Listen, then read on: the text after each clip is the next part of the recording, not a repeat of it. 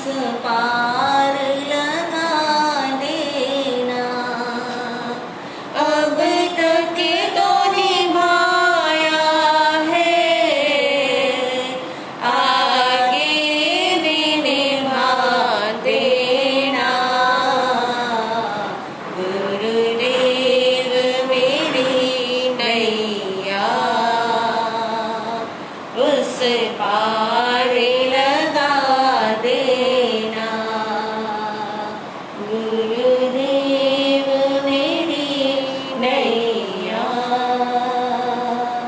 उस पार लगा देना। शासनीश पति प्रभु श्रवण भगवान महावीर स्वामी जी के चरणारविंदों में मेरा शत शत वंदन अभिनंदन। परम पूज्य परमानंद प्राप्त स्मरणीय मेरी आस्था के आयाम, मेरी भावना के भगवान परम पिता परमेश्वर, मम आराध्य गुरुदेव, मम जीवन निर्मात्री, संयम जीवन के महान मार्ग पर चलाने वाली, नव जीवन प्रदान करने वाली, मेरे जीवन नैया की खेवैया उच्च गुण मैया के चरणारविंदों में असीम असीम आस्था के साथ वंदन नमन करने के बाद स्टार्ट। अत्र उपस्थित धर्म प्रेमी बंधुओं, माताओं तथा बहनों, मुमुक्षु आत्माओं, भव जीवों, प्रभु भगवान महावीर स्वामी जी की पवित्र पावन वाणी का हम पान कर रहे हैं, जिसमें हमारा विषय चल रहा है नवकार महामंत्र। क्योंकि नवकार महामंत्र का प्रथम शब्द है नमो। दुनिया में जितने भी मंत्र हैं उन सब में नमो शब्द, नवे शब्द बाद में लगता है, परंतु पहला शब्द नवकार मंत्र में नमो आया है। आप किसी भी मंत्र को उठाकर देख लीजिए, किसी भी पुस्तक को उठा के देख लीजिए, अगर नमो शुरू में आया है उसके आगे ओम लग जाएगा या बीज मंत्र लग जाएगा, तब जाके नमो आएगा। परंतु इसमें कोई भी आगे बीज मंत्र नहीं लगा, ना ओम हिरिंग शिरिंग लगा है, कुछ भी नहीं। सीधी शुरुआत ही क्या है? नमो से है। सीधी शुरुआत नमो से की है। नमो यानी नम जाओ, नमो यानी झुक जाओ, नमो यानी अपनी आत्मा को अपने कर्मों से दूर कर दो। और पहला पद आया नमो अरिहंताणं। अरिहंताणं यानी किसी व्यक्ति का नाम नहीं है कि अरिहंत, आजकल तो अरिहंत नाम बहुत रख लेते हैं। अरिहंत नाम रखने से अरिहंत नहीं कहलाते। उनकी अगर अपनी पहचान थी, अपना नाम उनका कर्म था, तो वो कुछ और था, नाम कुछ और था, परंतु अपनी करनी से वो अरिहंत बने। सिर्फ नाम रख लेने से अरिहंत अरिहंत नहीं कहलाते। कोई अपना नाम राम रख ले तो ये जरूरी नहीं कि उसके जीवन में राम जैसी मर्यादाएं आ जाती हैं। कोई अपने जीवन में अपना नाम हरिश्चंद्र रख ले तो उसका ये नहीं कि उसके जीवन में सत्यवादिता आ जाती है। कोई अपना नाम गौतम रख ले तो ऐसा नहीं कि उनके अंदर विनीतता है, इसलिए उनका नाम गौतम रखा है। लब्धि के भंडार थे गौतम प्रभु, यानी सिर्फ नाम रख लेने से कुछ भी नहीं होता। कृष्ण नाम है, बहुत है दुनिया में, लेकिन उनका जीवन कृष्ण जैसा नहीं है। इसी तरह जो अरिहंत है, अरिहंत जो है किसी व्यक्ति विशेष का नाम नहीं, ना किसी जैन का नाम है कि अरिहंत अगर कोई है तो जैन है तो ही अरिहंत है। अरिहंत का मतलब यानी अगर इन शब्दों पर गौर किया जाए, इन शब्दों को देखा जाए तो पता चलता है अरिहंत क्या है। जैसे अ यानी आत्मा, अ यानी आत्मा, रि यानी रिसना, रिसना यानी बहना।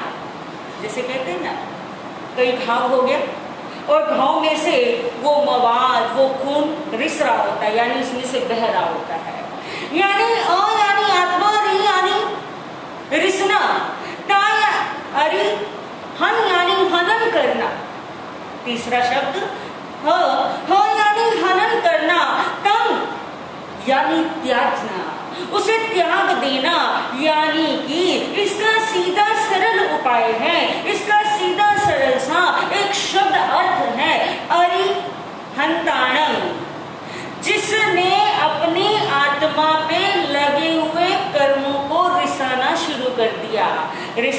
रिसाना यानी जिसने अपने कर्मों को अपनी आत्मा से बहाना शुरू कर दिया। अब जो चीज बह रही है, अब उसको साफ करना, यानी उसका हनन करना और उसके बाद उसे त्याग। उनको पहले रिसाया यानी उनको पहले बहाया, बहाने के बाद उनका हनन किया। हनन यानी उनका मंथन किया, हनन यानी उन्हें समाप्त किया और समाप्त करके उनको त्याग दिया। अब बात आई अरि यानी शत्रु, हंत यानी हनन करने वाला। जिन्होंने अपने शत्रुओं को मार दिया वो अरिहंत कहलाए। हम जैसे महान आत्माएं, हम जैसे महान बुद्धिधारी सुनते हैं कि अपने शत्रुओं का नाश कर देना अरिहंत कहलाना है, तो हम लोग सोचे चलो जी मेरा दुश्मन बड़ा बैठा है बाहर, कोई किसी से मेरी दुश्मनी है, चलो जाएं और उसको मार दें। क्योंकि महाराज ने बताया, अरिहंत शब्द का अर्थ बताया कि अरि यानी शत्रु, हंत यानी हनन करना, यानी अपने शत्रुओं को मार दो, अपने शत्रुओं को नाश कर दो, अपने शत्रुओं को खत्म कर दो और अरिहंत बन जाओ। मेरे बंधुओं, बाहर के शत्रु कब तक हैं? बाहर के शत्रु कब तक हैं? जब तक हमारे अंदर में एक शत्रु विराजमान है, जब तक हमारे भीतर में शत्रु हैं, जब तक कि बाहर के शत्रु हमें नुकसान पहुंचा सकते हैं। और जिस समय हमारे आंतरिक शत्रु समाप्त हो गए, क्रोध, मान, माया, लोभ, 18 प्रकार के पाप, इनसे हमारी आत्मा हटने लग जाती है, इनसे हम अपने आप को बचाना शुरू कर देते हैं, इनके ऊपर रोक और पाबंदी लगा देते हैं, उनसे अपना संबंध हटाना शुरू कर देते हैं। उसको कहा है अरिहंत, यानी जो अपने अंदर बैठे हुए शत्रु हैं उनसे द्वंद्व करना, यानी उनके साथ में युद्ध करना और युद्ध करके उन पर विजय प्राप्त करना, यानी उन्हें अपने आगे पराजय कर देना।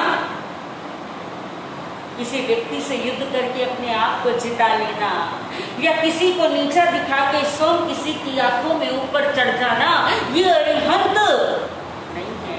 या आप अरिहंत अरिहंत अरिहंत जपते जा रहे हैं, अरिहंत अरिहंत कहते जा रहे हैं, परंतु आप अरिहंत शब्द को ही आपने मनन नहीं किया, अरिहंत शब्द को ही आपने सिमरन नहीं किया, तो आपका अरिहंत मानना व्यर्थ हो जाएगा।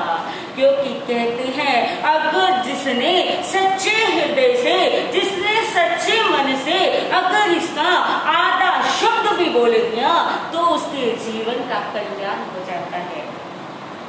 नवकार महामंत्र की गरिमा बताऊं, यानी आधे शब्द की गरिमा बताऊं, यानी जिन्होंने आधे शब्द को जपा लेकिन उस आधे शब्द में भी श्रद्धा से उन्होंने उस आधे शब्द को जप लिया, उसी से उनके जीवन का कल्याण हो गया। एक चोर जिसे फांसी की सजा दे दी गई है और उसे फांसी के तख्ते पर ले जाया गया और जल्लाद जो अपना कार्य कर रहे हैं और वो चोर सबसे पानी पाने की कामना कर रहा है, सबसे पानी पानी बोल रहा है, परंतु कोई उसे पानी नहीं दे रहा। उधर से एक श्रावक निकले जो जैन धर्म को मानने वाले थे, जो जैन धर्म के प्रति श्रद्धा आस्था रखने वाले थे।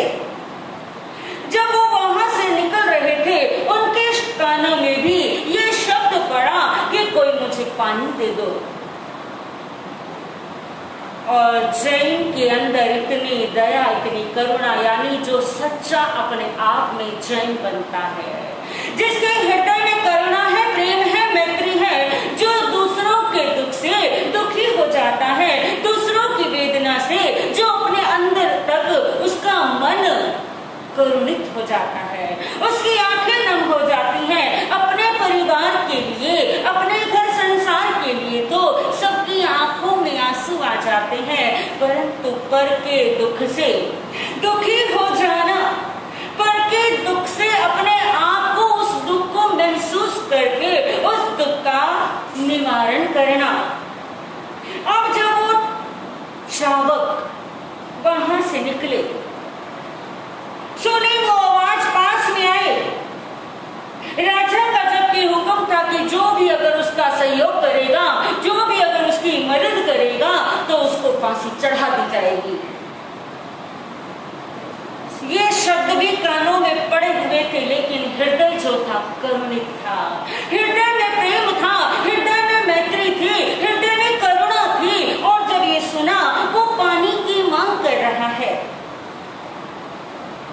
पास में आए और कहने लगे, मैं अभी तुम्हारे लिए पानी लेकर आया, लेकिन जब तक मैं तुम्हारे लिए पानी लेके आता हूं तब तक तुम नमो अरिहंताणं का जाप कर लो।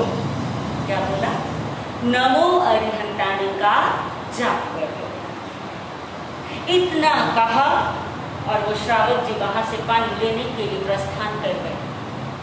और इधर वो चोर, अब पहली बार उसने ये शब्द सुना था, पहली बार उसने इस शब्द को सुना और एक मौत, यानी मौत सामने खड़ी है, एक उसका डर था, उसका भय था, यानी जल्लाद उसको कभी भी फांसी पे चढ़ा सकते थे, यानी ऐसी स्थिति।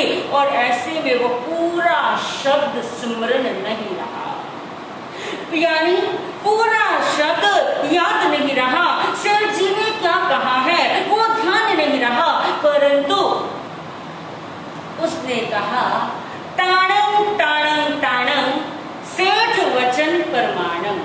क्या बोला? ताणं ताणं ताणं सेठ वचन प्रमाणम, यानी कि ये जो ताणं ताणं है, ये जो सेठ जी ने कहा है वो मुझे प्रमाणित है, यानी ताणं ताणं ताणं सेठ वचन प्रमाणम, यानी जो सेठ जी मुझे शब्द बोल के गए हैं उसको मैं क्या करता हूँ, हृदय से जपता हूँ, उसको मैं पूरे सच्चे मन से मानता हूँ, और जो सेठ जी बोल के गए हैं उस पे मैं पूरी आस्था और पूरी निष्ठा रखता हूँ। मौत सर पे मंडरा रही है, और जिस समय उन्होंने ताणं ताणं शब्द को जपना शुरू किया, एक मौत का डर था, लेकिन ना जाने वो मौत का डर कैसे मिट गया, कब उन्हें फांसी पे चढ़ा दिया गया, उसे कुछ पता नहीं। और इधर श्रावक जी जो पानी लेने गए थे, पानी लाने में थोड़ा समय लग गया, और जब वो वापस आए तो देखा कि जल्लाद अपना कार्य कर चुकी है, उस चोर को फांसी हो चुकी है, और सेठ जी के हाथ में पानी का वो लोटा, यानी पंजाबी में कहें तो गड़वी, वो लेकर खड़े हुए थे उस पानी को, और सोचने लगे, हो आज मैं श्रावक होकर किसी एक की मदद नहीं कर पाया, मैं क्यों कोई इतनी मुसीबत में था, अंतिम समय में कोई पानी की मांग कर रहा था और मैं उसे पानी भी नहीं दे पाया। इधर सेठ जी उस लटकते हुए पार्थिव शरीर को देखते जा रहे हैं, अफसोस कर रहे हैं, आत्मालोचना कर रहे हैं, मैं श्रावक किस नाम का कि मैं किसी एक बंदे को पानी तक ना पिला सका, इसने इतने प्रेम से पानी मांगा और मैं उसे पानी भी नहीं दे सका। अभी श्रावक जी खड़े रहे, देखते रहे, सोचते रहे कि क्या कर्मों की मार है, कैसे इसने अपने जीवन में पाप कर्मों को किया, अगर ये पाप कर्म ना करता तो आज इसे फांसी के फंदे पे लटकना ना पड़ता। अभी सेठ जी खड़े हुए चिंतन कर रहे हैं, मनन कर रहे हैं, कुछ अपने आप के लिए सोच रहे हैं कि देखो इंसान की स्थिति क्या है। अच्छा करते हैं तो यही दुनिया शाबाशी दे देती है, और अगर कोई बुरा कर दे तो यही दुनिया उसे फांसी के तख्ते पर चढ़ा देती है। यानी यही दुनिया है जो किसी भी इंसान को आसमान में बिठा देती है, और यही दुनिया है कि वो किसी इंसान को माटी में मिला दिया करती है।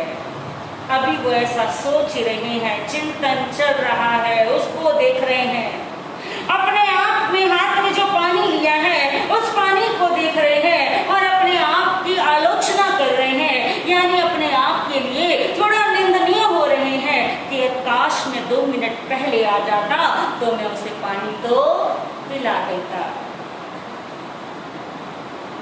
ये चिंतन चल ही रहा था, अचानक से एक देव स्वरूप, बड़ा सुंदर, बड़ा सजीला, 32 साल का नौजवान सेठ जी के सामने खड़ा है, हाथ जोड़े उनके पैरों चरणों की तरफ उसने अपना मस्तक झुका दिया। सेठ जी का ध्यान भंग हुआ, देखा कि एक देव की तरह सजा धजा हुआ इंसान, एक देव कुमार मेरे चरणों में हाथ जोड़ के मुझे नमन कर रहा है। सेठ जी ने उसको उठाया, कहने लगे आप कौन है? कहने लगे ये तो मैं भी नहीं जानता मैं कौन हूँ, लेकिन आपकी महान कृपा रही है, आपका मेरे जीवन पे बड़ा महान उपकार रहा है। मेरा उपकार? मैंने किस पर कौन सा उपकार कर दिया? मेरी कौन सी महानता रह गई? क्या मैंने उपकार किया?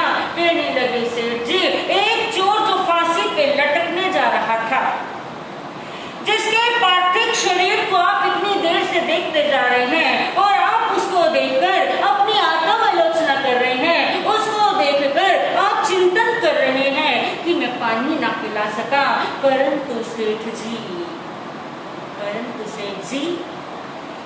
जो शब्द आप उस चोर को, उस इंसान को अंतिम समय पे कह के गए, और वो चोर आधा शब्द तो भूल ही गया था, लेकिन जो शब्द उसे याद रहा, जो शब्द उसे स्मरण रहा, जिस शब्दों के ऊपर उसने जाप किया, सिर्फ उसी शब्दों ने उसका पूरा का पूरा जीवन पलट डाला, उसकी बाजी पलट डाली। कहाँ ना जाने वो पशु बन जाता, परंतु तानम तानम शब्द से तर गया।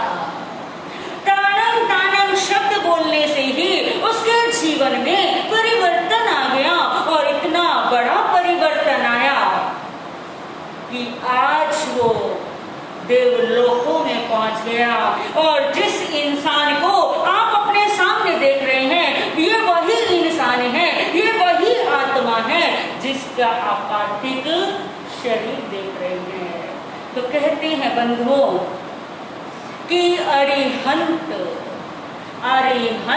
वही है जिन्होंने अपने आंतरिक शत्रुओं का नाश कर डाला। आंतरिक शत्रु यानी हमारी आत्मा पर 8 कर्मों का घेरा जमा हुआ है। 8 कर्मों से हमारी आत्मा लिपटी हुई है, और उसके अंदर 8 कर्म कौन से? ज्ञानवर्णीय कर्म, दर्शनवर्णीय कर्म, वेद्य कर्म, मोहनीय कर्म, आयुष कर्म, नाम कर्म, गोत्र कर्म और अंतराय कर्म। इन 8 कर्मों के द्वारा हम सभी की आत्मा जकड़ी हुई है। लेकिन जो अरिहंत कहलाते हैं, जो अरिहंत बनते हैं, वो अपने 4 घन घाती कर्मों पर विजय प्राप्त कर लेते हैं। 4 घन घाती कर्मों से अपने अंदर द्वंद्व करते हैं, अपने अंदर युद्ध विजय प्राप्त कर लेते हैं, तब जाकर वो अरिहंत कहलाते हैं। नाम तो उनका जो उस शरीर को नाम मिला है, जैसे प्रभु महावीर, जैसे हमारे 24 तीर्थंकर, जिस समय वो संयम अंगीकार कर लेते हैं, उस समय वो अरिहंत बन जाते हैं। क्योंकि उनके 4 कर्मों का क्षय हो जाता है। जिस समय उनकी आत्मा केवल ज्ञान को प्राप्त कर लेती है, जिस समय केवल ज्ञान उन्हें प्राप्त हो जाता है, 4 घनघाती कर्मों का उसी समय नाश हो जाता है। ज्ञानावरणीय कर्म, दर्शनावरणीय कर्म, मोहनीय कर्म और अंतराय कर्म। और कहते हैं, ये तो बड़ी बात है, कहते कहीं बारात जा रही हो, कहीं पर बारात जा रही हो और उसमें अगर कोई इंसान दूल्हे को पकड़ ले, कहीं बारात जा रही है और बारात में अगर दूल्हे को पकड़ लिया जाए, दूल्हे को कैद कर दिया जाए, तो पूरी बारात क्या हो जाती है? पूरी बारात फिर बेकार हो जाती है, फेल हो जाती है, क्योंकि दूल्हे के बिना बारात बेकार है। और अगर बारात ना हो, यानी कुछ कोई लोग ना हो, लेकिन अगर दूल्हा हो तो शादी हो जाएगी, और अगर दूल्हा ही शादी के समय ना हो तो बारात फेल हो जाती है। इसी तरह से हमारे जो 8 कर्म हैं, उन 8 कर्मों में सबका राजा है मोहनीय कर्म। सबका राजा है, यानी सबको उसने अपने कब्जे में किया हुआ है। मोहनीय कर्म को जीतना कोई आसान काम नहीं है। मोहनीय कर्म को जीतना कोई सरल काम नहीं है, यानी अपने आप पर विजय प्राप्त करना। और मोहनीय तो कहते हैं जिसे अपने शरीर से भी प्यार है, वो भी मोह के अंदर फंसा हुआ है। चाहे उसने अपना परिवार, अपना घर-बार, इस संसार से सबसे नाता तोड़ दिया, किसी के प्रति भी उसे लगाव नहीं है, किसी के प्रति उसे मोह ममत्व नहीं है, परंतु अपने शरीर से उसे लगाव है। अपने शरीर के प्रति वो सचेत है, उसके प्रति जागृत है कि कहीं मैं मैला तो ना हो जाऊं, कहीं मैं काला तो ना हो जाऊं, या कहीं मेरे शरीर पर कोई दाग तो ना पड़ जाए। यानी जो इस प्रकार के सारी दुनिया से अपना संबंध तोड़ देता है, परंतु अपने शरीर से मोह रखता है, शरीर से ममता रखता है, तो ये भी हमारे कर्म काटने में बाधक बन जाता है। सारी दुनिया से नाता तोड़ दिया, परंतु अपने शरीर के प्रति नाता रखा हुआ है, अपने शरीर के प्रति उसका मोह है, अपने शरीर के प्रति वो जागृत है, तो वो मोह नहीं टूटा, वो मोह के बंधन से ऊपर नहीं उठा। यानी जिस समय वो हर एक चीज से, यानी शरीर पर कोई भी प्रहार हो, जैसे प्रभु भगवान महावीर स्वामी जी, या अपने भगवान पारसनाथ जी, या भगवान ऋषभदेव जी, या अपने 24 रत्न पर कोई भी, उन पे जिस समय कोई भी उपसर्ग आया, कोई भी परिचय आया, तो उन्होंने हंसते हंसते, उन्हें कोई फर्क नहीं पड़ रहा, प्रभु के कानों में कीले ठोक रहे हैं, उनको उसका इस शरीर के प्रति कोई ममता नहीं, कानों में कीले ठोक रहे हैं और वो कानों में कीले ठुकवा रहे हैं, लेकिन उनको आंखों से कोई अश्रुधारा नहीं बह रही, उनको कोई उस ग्वाले के ऊपर क्रोध नहीं आ रहा, किसी के प्रति द्वेष की भावना नहीं आ रही, वो कानों में कीले ठोक रहा है। प्रभु को मालूम ही नहीं कि मेरे कानों में कीले ठोक रहे हैं, क्योंकि वो अपने आप में थे, अपने में मगन थे, अपने ध्यान में लीन थे, अपने शरीर के प्रति उनको ममता ही नहीं थी। इससे एक कान में कील ठोकी, दूसरे कान से आर पार कर दी, लेकिन कोई उनको वेदना नहीं, क्योंकि मोह ही नहीं था, मोह पर विजय प्राप्त कर ली थी। तो कहते हैं जिस समय मोह पर काबू हो जाए, उसके बाद ज्ञानावरणीय कर्म, दर्शनावरणीय कर्म और अंतराय कर्म, ये चारों कर्म घनघाती कर्म हमारे क्षय हो जाते हैं। जिस समय ये 4 घनघाती कर्म हमारे क्षय होते हैं, उसके बाद 4 कर्म हमारे बच जाते हैं। वेदनीय कर्म, आयुष कर्म, नाम कर्म और गोत्र कर्म। वेदनीय यानी जैसे प्रभु को वेदनीय कर्म उठा, वेदना तो थी ना, जब कानों में कीले ठोकी वेदनीय कर्म था, लेकिन प्रभु को उस वेदना में वेदना महसूस नहीं हो रही थी, क्योंकि उनका चुका था, उन्होंने अपने मोह पर विजय प्राप्त कर ली थी। इसीलिए वेद्य कर्म आयुष यानी जब तक श्वास है उसे आयुष कर्म कहते हैं, जिस नाम से संबोधित किया जाता है। जैसे मेरा नाम प्रियंका है, किसी का नाम कृष्णा है, किसी का नाम मीना है, रीना है, चीना है, यानी जो जिस नाम से जिसे पुकारा जाता है वो नाम कर्म है। और जिस गोत्र में हमारा जन्म यानी पिता का जो गोत्र है वो गोत्र कर्म है। तो इस तरह से जो अपने 4 घनघाती कर्मों पर विजय प्राप्त कर लेते हैं उन्हें अरिहंत कहते हैं। और देखो इसमें कहीं भी जैन नहीं आएगा कि नमो जैन अरिहंताणं या नमो अरिहंताणं जैन, ऐसा कोई शब्द इसके अंदर उच्चारित नहीं किया गया। सिर्फ इसके अंदर बोला जिन्होंने अपने आंतरिक शत्रुओं को समाप्त कर दिया वो अरिहंत कहलाए। कौन? ये नहीं पूछा कौन, यानी कौन से व्यक्ति का नाम लिया गया, इसमें किसी व्यक्ति विशेष का नाम नहीं लिया गया। इसमें जिस इंसान ने इस गुण को धारण कर दिया, जिस इंसान ने, जिस महान आत्मा ने अपने 4 घनघाती कर्मों को समाप्त कर दिया वो अरिहंत कहलाया। तो ऐसे अरिहंत भगवंतों को मेरा नमस्कार। कितना सुंदर शब्द नमो नम जाओ। कैसे? ऐसे मार्ग पर चल पड़ो कि आप भी अरिहंत बन जाओ। इतना सुंदर सरल मार्ग बताया है कि जिसको जपने मात्र से आपके जीवन का कल्याण हो सकता है, जिसको जपने मात्र से आप स्वयं ऐसे पद को धारण कर सकते हो।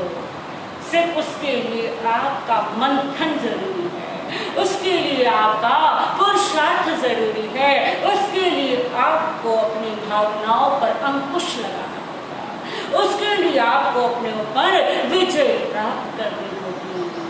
हमारा तो ये हाल है, अगर एक मच्छर भी हमें काट जाए, अगर मच्छर हमारे हाथ पर बैठा हो और उसके सामने वो हमने उसे देख लिया तो हम उसे उड़ाएंगे नहीं, हम उसे उड़ाएंगे नहीं। हम जैन हैं, यानी प्रभु भगवान महावीर स्वामी जी का संदेश है जियो और जीने दो।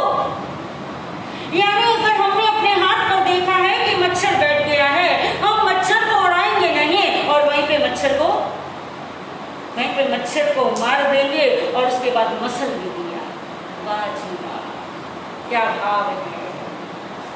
हम परमात्मा से भी ऊपर बन गए। हम जब किसी को जिंदगी नहीं दे सकते तो किसी का जीवन लेने का हक भी हमें नहीं है। उस मच्छर ने आपके शरीर से एक बूंद खून क्या ले लिया कि आप उसके इतने बड़े, उसने एक बूंद खून किया है, उसने आपका एक नमक भी नहीं खाया। एक बूंद खून ले लेने से आप अपने आप को इतना बड़ा स्वामी समझ बैठे कि आप उसकी जीवन लीला देने के लिए तैयार हो गए। आप उसे समाप्त करने के लिए आपके आधिपत्य जम गया और आपने उसको समाप्त नहीं किया, आपने उसका अस्तित्व को ही मिटा डाला। यानी कोई अगर देखे तो देख नहीं सकता वो मच्छर था, क्योंकि आपने उसे बुरी तरह से मसल डाला। एक बूंद खून आपका पीने से आप उसके जीवन का विनाश कर देते हैं, आप उसके जीवन को समाप्त कर देते हैं। परंतु आप अगर चिंतन करें आप कितना खून पीते हैं, और आप कहेंगे हम कैसे खून पीते, हम तो जैन हैं या हम तो हिंदू हैं, हमें खून पीना नहीं आता, हम खून क्यों पिएंगे? अगर हम खून पीते हैं तो फिर हम हिंदुत्व नहीं है, हमारे अंदर इंसानियत नहीं है, हम जैन नहीं है। हम बड़ा दावा करते हैं हम जैन हैं, हम हिंदू हैं, हम ये हैं, फलाना है, ढिमकाना है, हम खून नहीं पीते। लेकिन प्रभु महावीर कहते हैं किसी के हृदय को दुखा देना, किसी के साथ में ठगी ठोरी कर देना, किसी के जीवन के साथ आप खिलवाड़ कर रहे हैं तो मानो आपका खून